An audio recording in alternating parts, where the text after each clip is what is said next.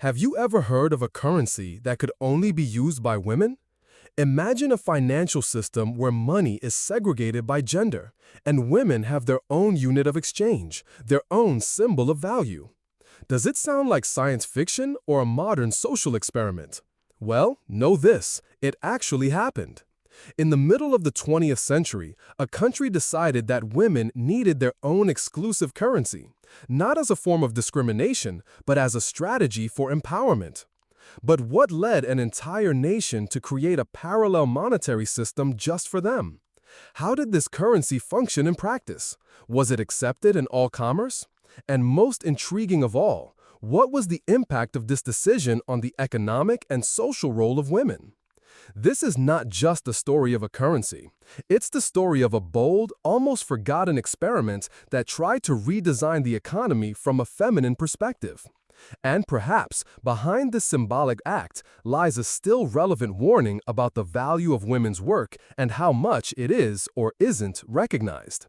Prepare to discover one of the most curious and revolutionary initiatives in modern monetary history. In the early 1990s, the city of Letts in Canada was the stage for an economic experiment that would spark curiosity and debate for decades. In an era marked by economic recession and cuts in social policies, a group of Canadian women decided it was time to act, not in protest, but through innovation. The traditional financial system seemed to ignore the real value of domestic work, childcare, and community help. All of this, though essential, was invisible to the market. And then a radical idea emerged to create an alternative currency, exclusively aimed at recognizing women's work. Thus was born the female currency, within the context of a system called LETS, Local Exchange Trading System, which functioned as a network of exchanges without conventional money. The proposal was simple. Women could exchange services and products among themselves using a symbolic currency that valued the time and skills of each.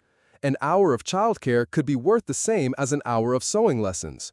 It was a logic that dismantled the hierarchy of values imposed by the traditional market and by patriarchal culture. But why only women? Because they were the most affected by the devaluation of invisible work. And because, within that community, they needed to create a safe and collaborative space, free from external judgment and the male competition that predominated in conventional finance.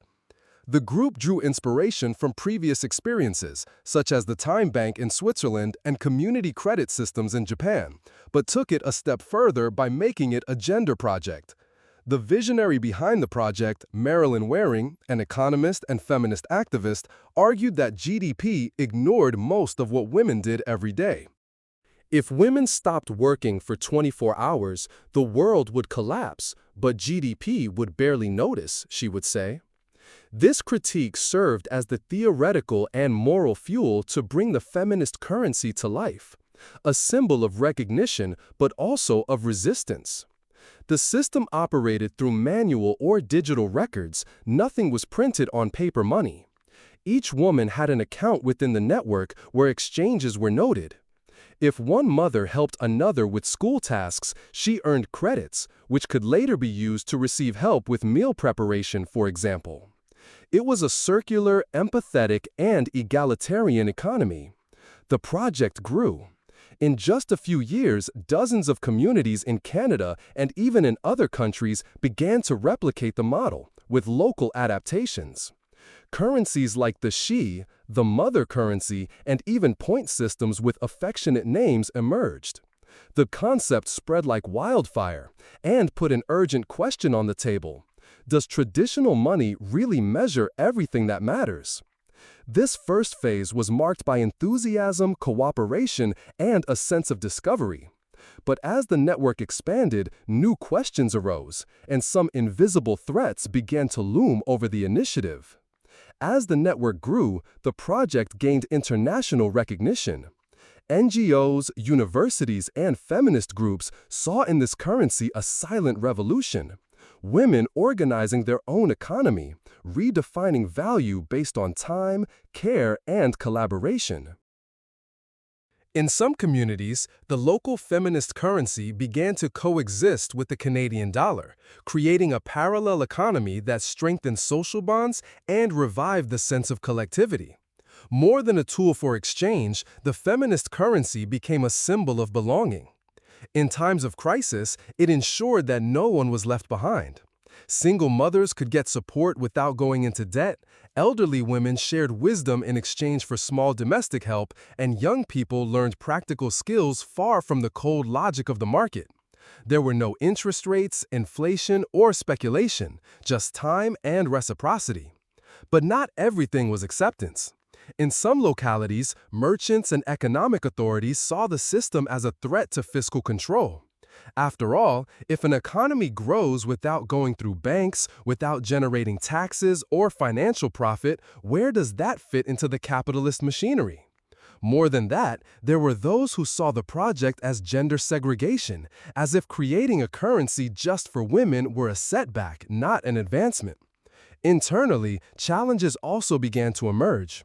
As participation increased, some networks struggled to maintain balance in exchanges.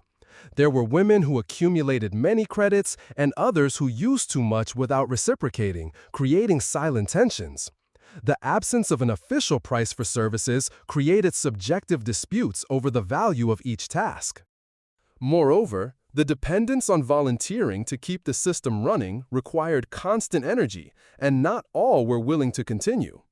Another critical factor was the advancement of digitalization.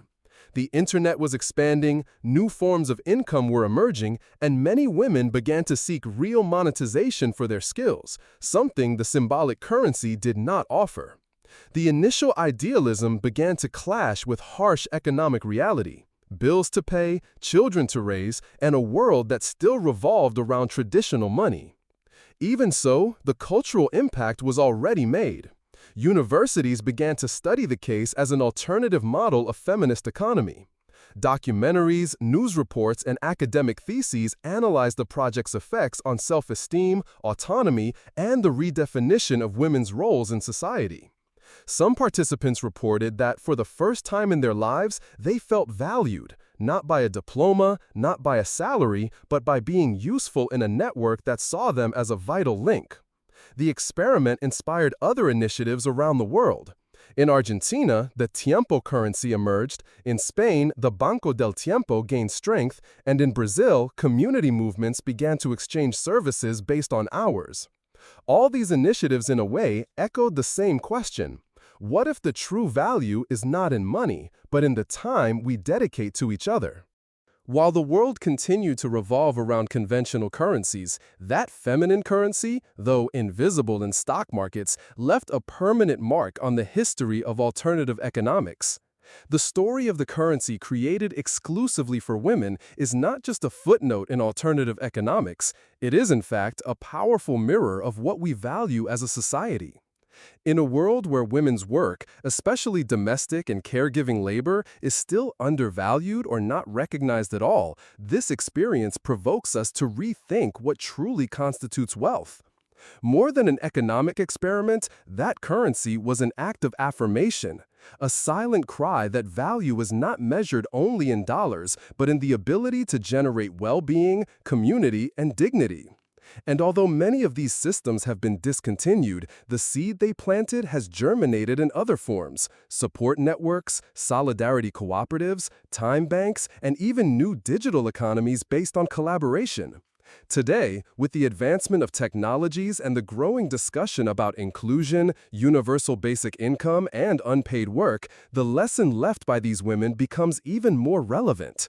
We are living in an era where virtual currencies, decentralized systems, and social projects force us to reimagine money, value, and economic justice. What if, in the future, we create a new currency that recognizes environmental impact avoided, time dedicated to volunteering, or strengthened community bonds? Perhaps the true advancement does not lie in multiplying numbers, but in recognizing what invisibly sustains life: care, empathy, time. The women's currency did not disappear, it transformed.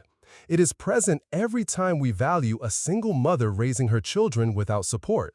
when we see domestic work as part of the social engine, when we build solidarity networks that replace the market. And perhaps, by reflecting on this episode, we can also reassess what we are failing to see today. And now I ask you, have you ever stopped to think about what truly has value in your life? And if you could create a currency to reward what matters most, what would it measure? If this story made you reflect, comment below on what you think about alternative economies. Did you know about the feminine currency? What do you think the current world could learn from it? Don't forget to like the video, subscribe to the Enriching World channel, and turn on the bell to continue exploring incredible stories about money, power, and humanity. And if you enjoyed this topic, check out our video on When Cows Were More Valuable Than Coins. Until the next episode.